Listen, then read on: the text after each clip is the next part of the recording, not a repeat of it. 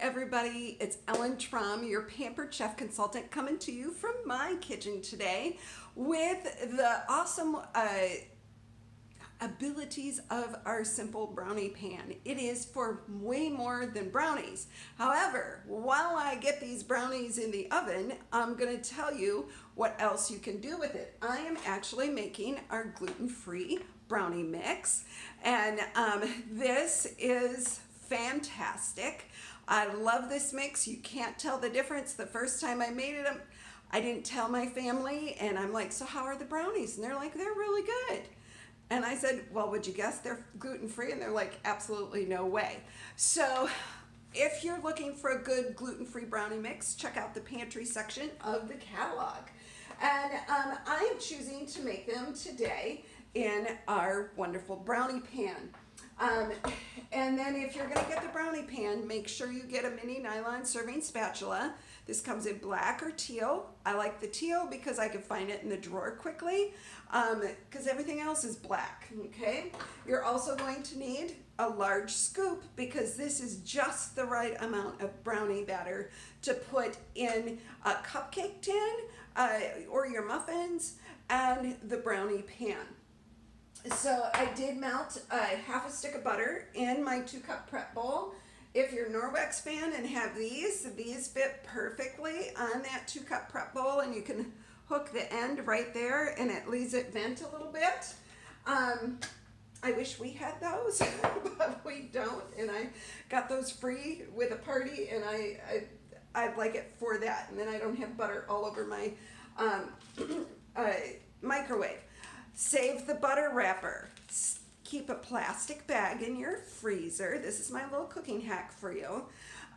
With it folded like this, and when you go to make Rice Krispie treats or need to grease a pan quickly, pull out a butter wrapper out of your freezer. It quickly warms up with your hand heat, and you don't have to get out something like our kitchen spritzer to grease the pan. I find it's great for patting down Rice Krispie treats too evenly in the pan without getting my hands all messy. And Rice Krispie treats are my go-to. Oh, I gotta have a quick treat for the grandkids, and they love them, especially when I put sprinkles on them. But our kitchen spritzer looks like this. Got a fill mark there. I use extra light tasting olive oil. This will save you buckets of money on aerosol, non-stick cooking sprays that just with the chemicals gunk up your pans. The extra light tasting olive oil is much slower to do that, and it works just as well. And you pump it up like a garden sprayer, and then you just spray your pan, and it works great. Some people say, oh, but mine's clogged. Dump your oil, put it in the dishwater, pump it up, spray the clean dishwater through it, then do the same thing with clean water, and then pump it up again, spray it again, and then let it air dry, fill it up again, and it should work a whole lot better for you. And then don't forget to release the pressure, because that also helps with the clogging factor. Okay, I like this mixing bowl. This is newer in the catalog. I'm a big stainless steel bowl fan from our catalog, but I have to be honest, I really love how I get to hang on to this bowl. And the thing with our brownie batter to make them turn out like real brownies, the directions say it's just 1 bag of this, 1 half cup of melted butter, so 1 stick, and then 2 eggs, and you mix it together. And then the secret is to let it rest at least 10 minutes before you pop them in the oven. So build that 10 minutes into your prep time, because that is what makes them so much like regular brownies with flour, okay?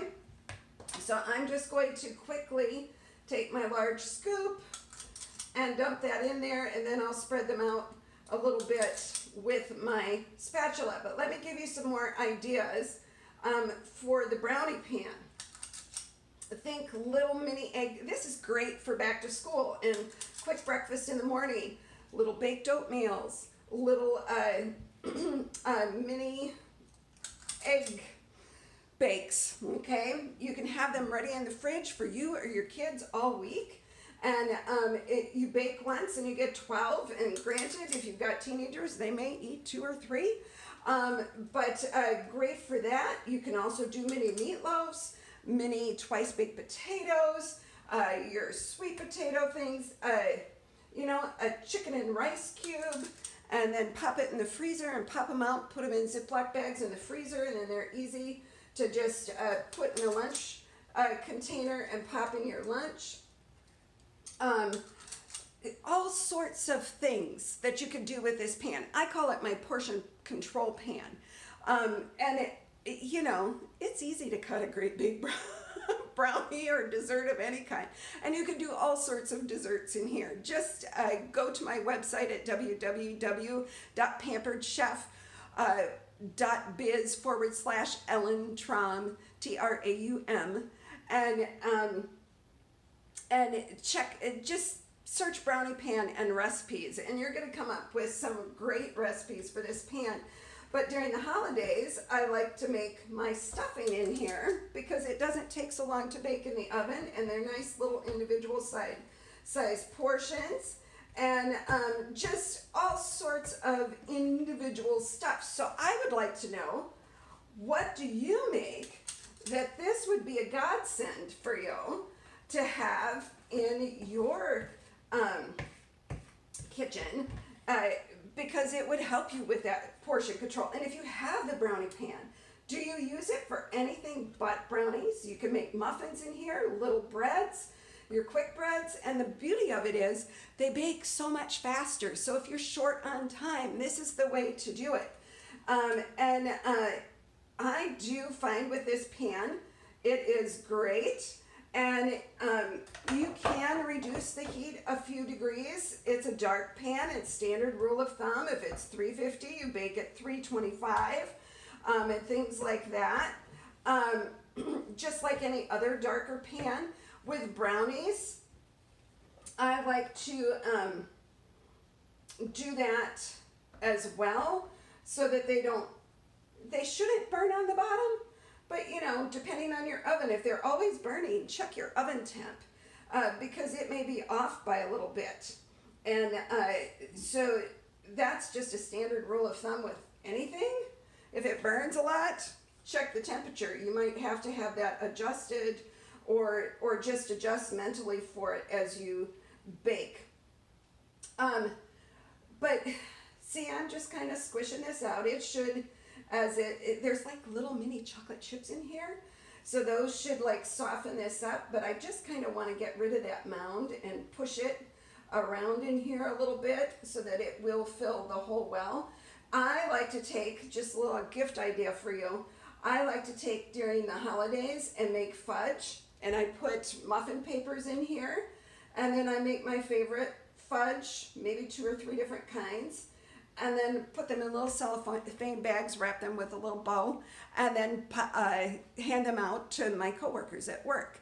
And they all look forward to that, and I always have like 2 or 3 choices for them. So, so that's some ideas for you with the brownie pan. It's not just for brownies. Let it be your portion control pan, or your, hey, I gotta have things that the kids can eat quickly, or that I want for breakfast quickly, in the refrigerator or the freezer. It can be your make ahead pan. We do have a brownie bite pan, and those literally are like little 2 bites, and those are great.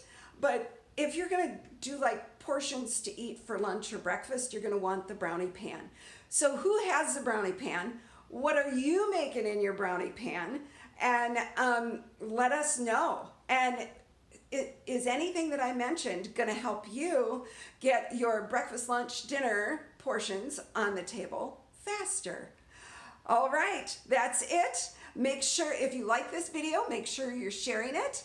And again, my website is www.pamperedchef.biz/Ellen Traum, and you can check this all out through my website, or if you're connected with a party right now, use your host party link and it'll take you right to all of this information as well.